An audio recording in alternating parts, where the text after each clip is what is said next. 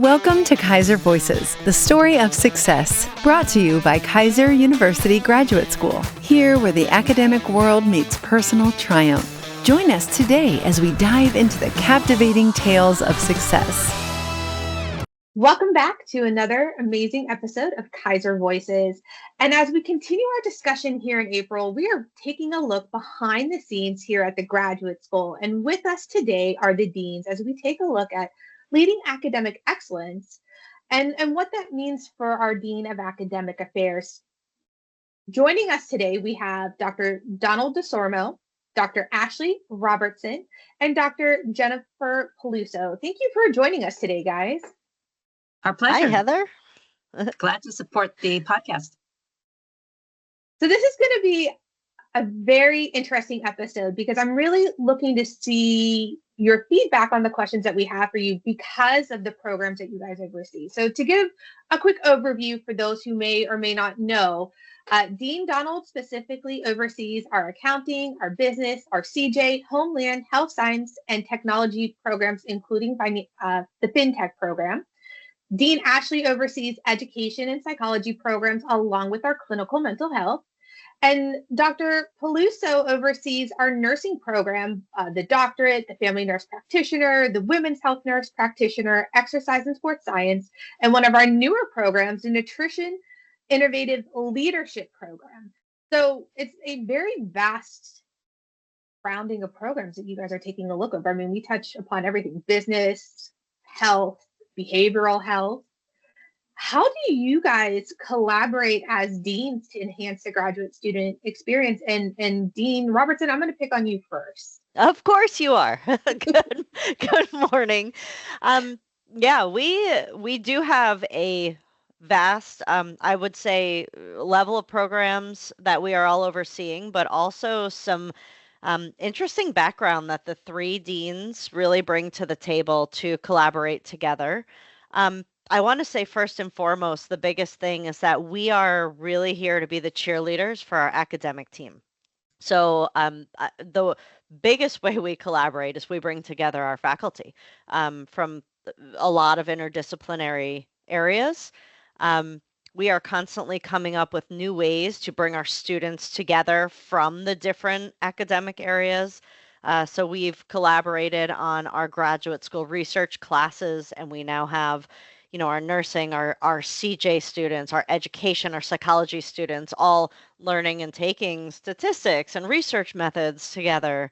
I would say that bringing our faculty to the table and having them share innovative ideas for what works really well in their departments is really where we get our biggest success. And I would also say that we have done a pretty good job with capitalizing on the individual areas of expertise that the deans bring to the table too. We've all come from very different backgrounds, with the heart centered around academics and education and learning. But we have ways that we can lift each other up and share projects and lean on each other when there's areas that we need to grow and advance. So when we take a look at challenges, right? So there's a collaborative effort and then there's individual ways that you guys are handling things.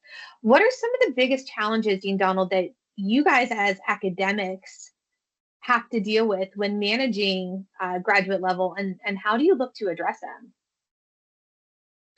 Thank you. And yes, that is a great question. We do have a unique opportunity for the programs that we specifically manage in the online environment that, trying to overcome the fears of isolation and those unconnected resources when they're available, but how are they available? So connecting individuals from a remote aspect to collaborate and come together, I think is always a challenge with technology and being remote.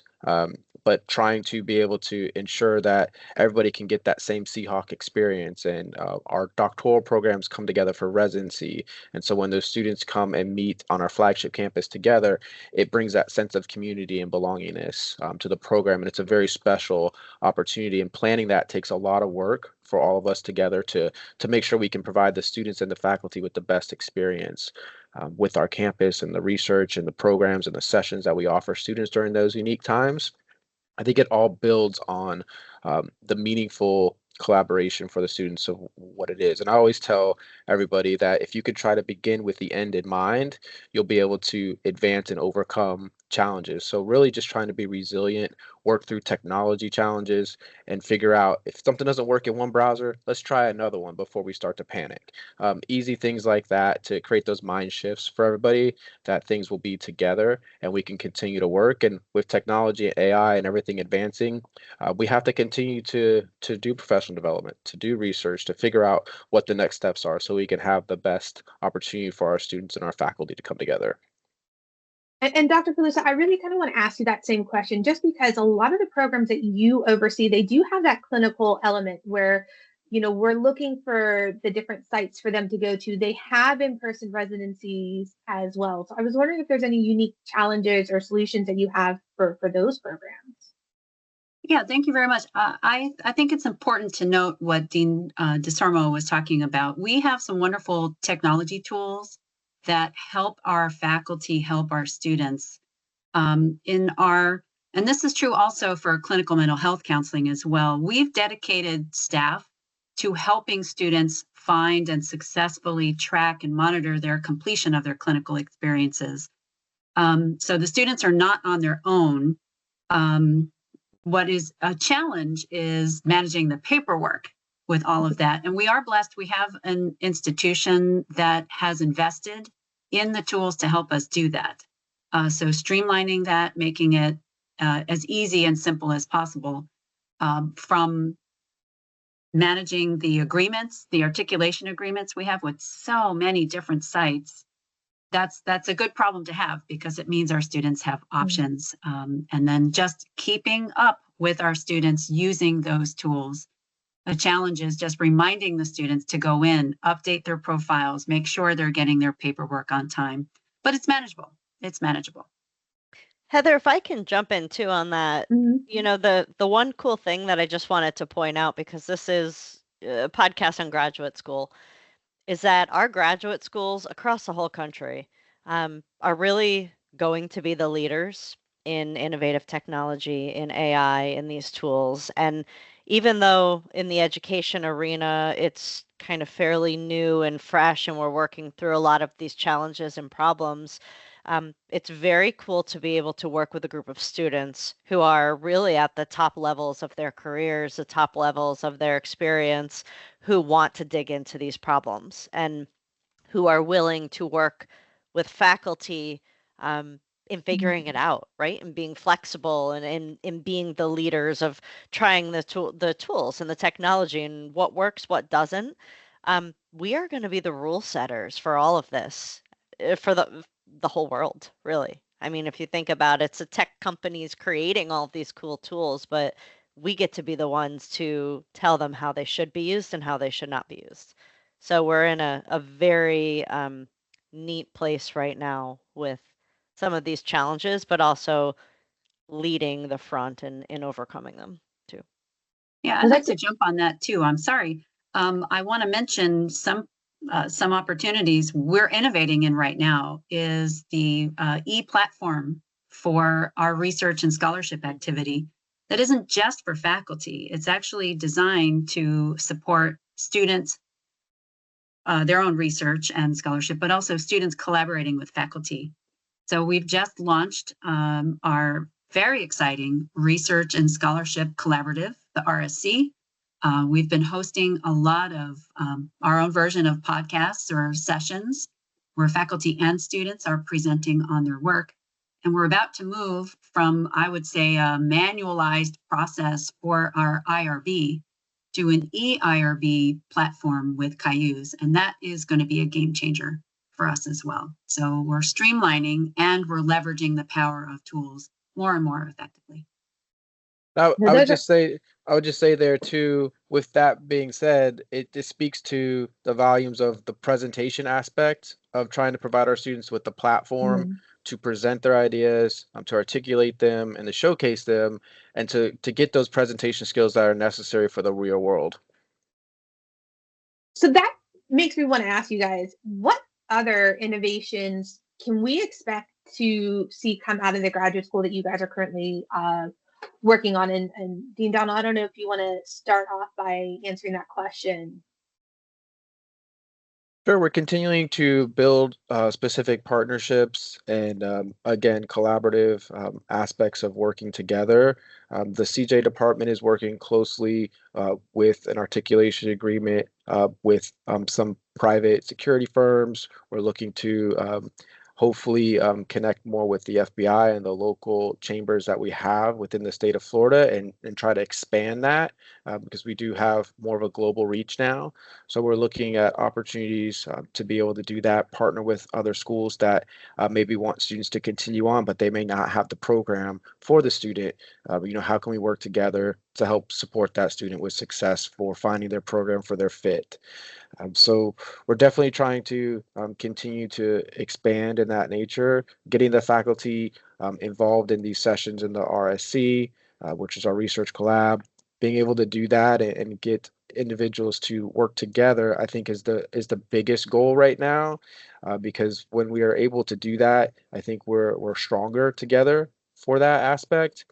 We are also considering how to use AI in the classroom a little bit more because we know that the presentation skills for students and the papers they're writing are important. So how do we mix that together and be able to help the student be able to really explain everything they're doing in a manner that a lot of individuals can understand. One of our unique programs with our applied doctoral project in our DCG program is that the students also invite their stakeholders for their job into these presentations that they're doing.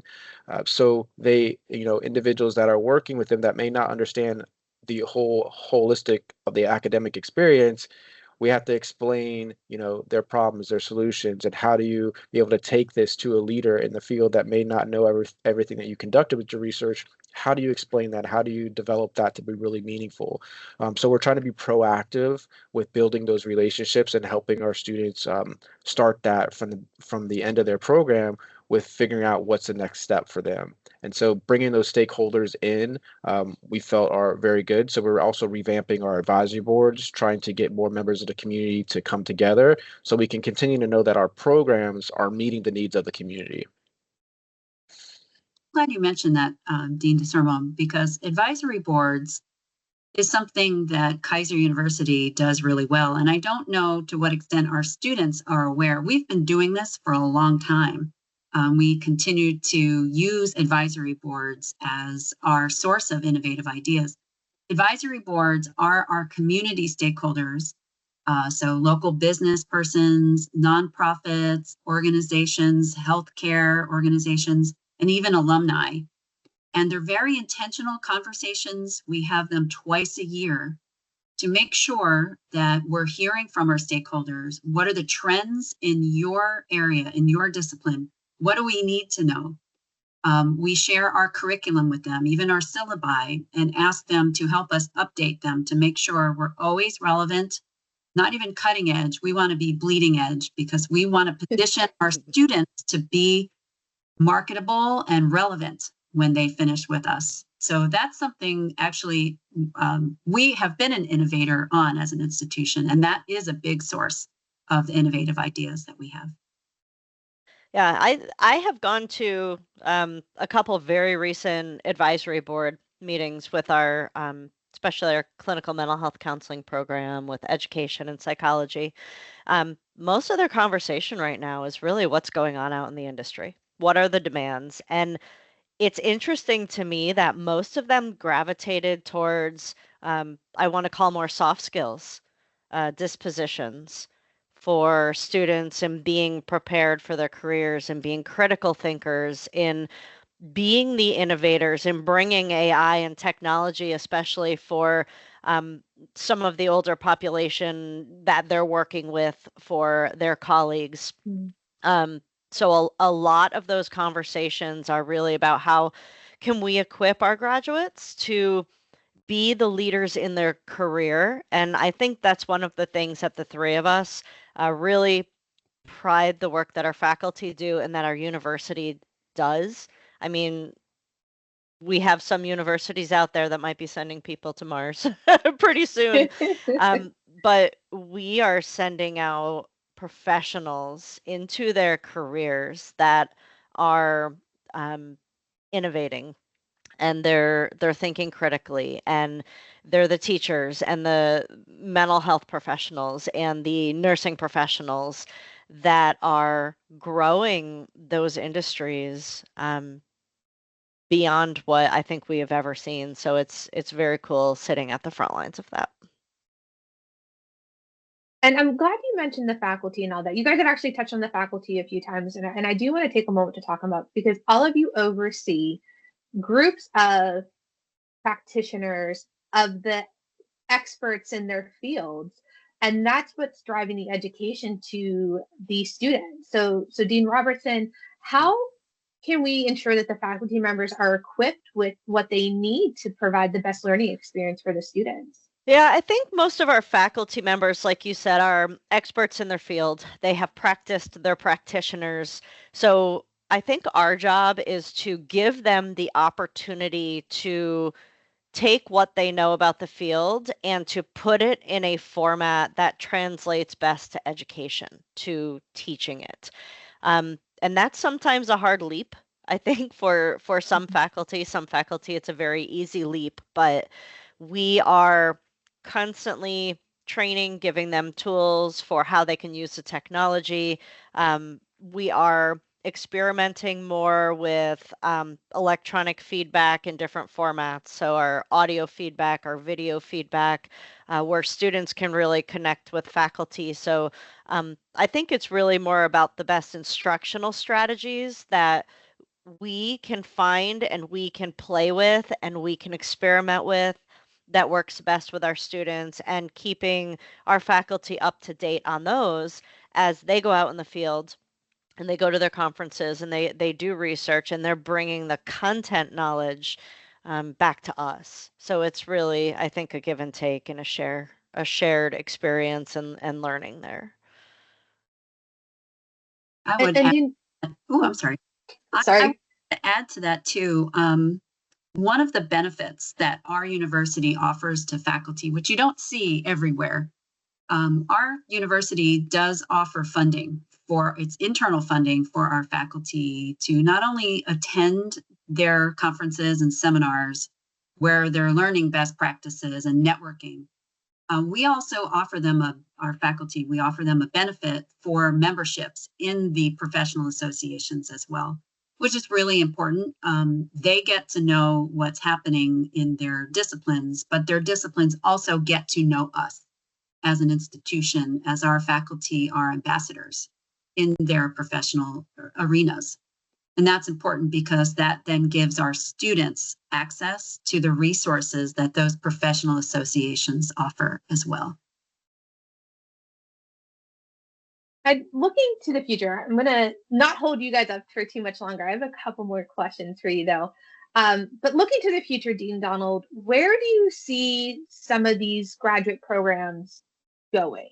Do you see some going away as the time change, new ones being added in, better development to the changing times? Like, what can we expect to see with the academic programs here at the institution? Yes, definitely. I mean, education is changing. I think we're all aware of that. Higher education, if you're following the news and the articles and the blogs and everything that's out there, there's definitely an opportunity here to figure out what is the best interest of programs moving forward.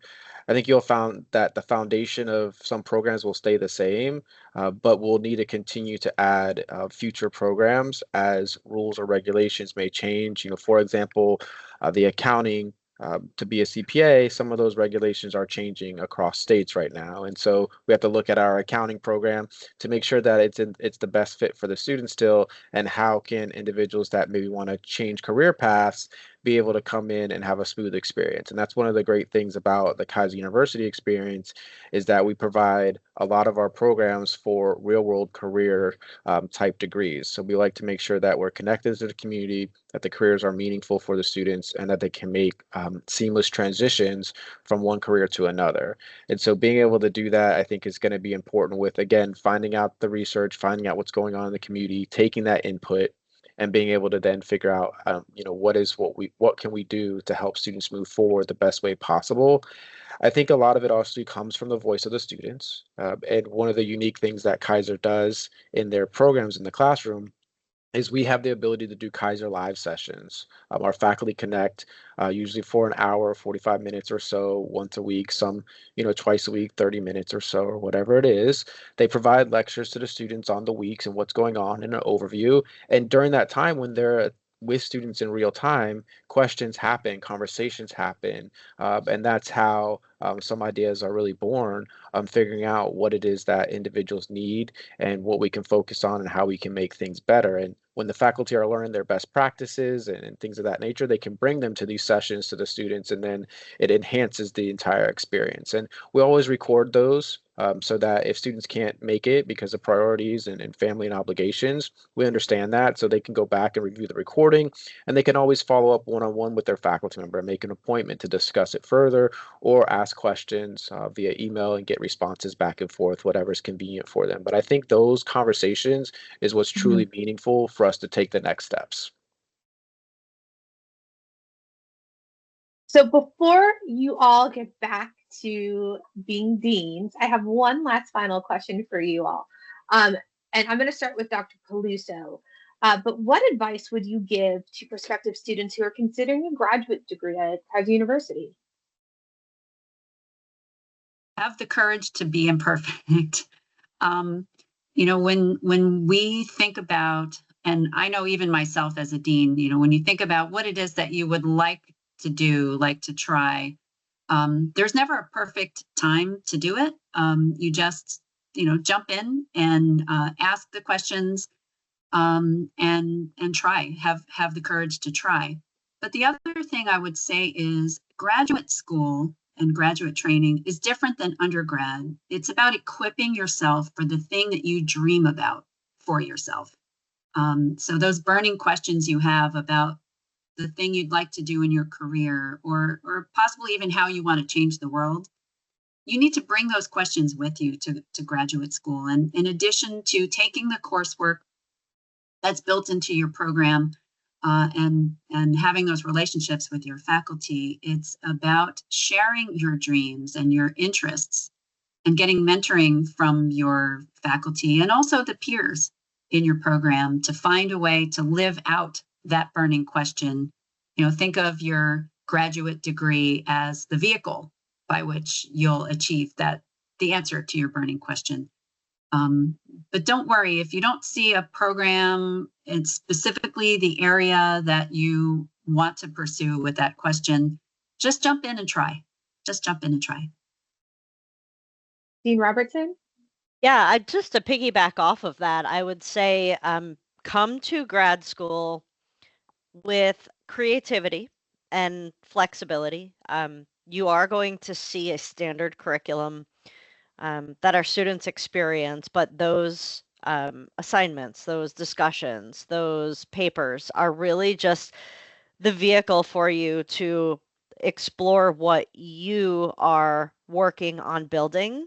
So if you look at grad school like it's a standard, I have to get the questions right, it's probably not a good perspective to look at grad school. The other big thing is be open for feedback, because the whole point in creativity and critical thinking and becoming a very small percentage of the population who has earned a degree where you are mastering something or you are now an expert in something, it is a heavy weight to wear. It's something that you should be improving your field, your career with. and taking the perspectives and the feedback that are being given to you by faculty, regardless of whether you feel that the faculty are right or the faculty are wrong, is a way to expand yourself. It's a way to look at problems in different ways. So I think come open-minded to grad school, to learning, to being flexible, to looking at things in different perspectives, and you will get a ton out of the degree that you can then take back with you to make those changes that you want. Thank you. And Dean Donald? Yes, thank you. Those are all great avenues leading to the podcast so far with everybody. And I would say that, it's you got to have your passion, you got to have your joy for what you're doing and where you're going. So this isn't a place where you should be able to hide in the back of the classroom and not ask questions and not engage. This should be something that you're passionate about and excited about. And if you have the ability to have that mindset, just understand that, yes, imposter syndrome can be real. It can happen, but you have to trust yourself. You have to trust your abilities and the skills that you're learning and have the confidence to really move them forward. So I would say, being resilient and finding that routine for yourself is going to be key, whether it's every other day, every day. Get in a habit of building something for yourself as you're doing it, so you can continue to capitalize on your strengths and have the confidence to push forward. It's amazing advice. Thank you, all three of you, for the advice, for sharing these insights and joining us today. We've really appreciated having you guys on the podcast.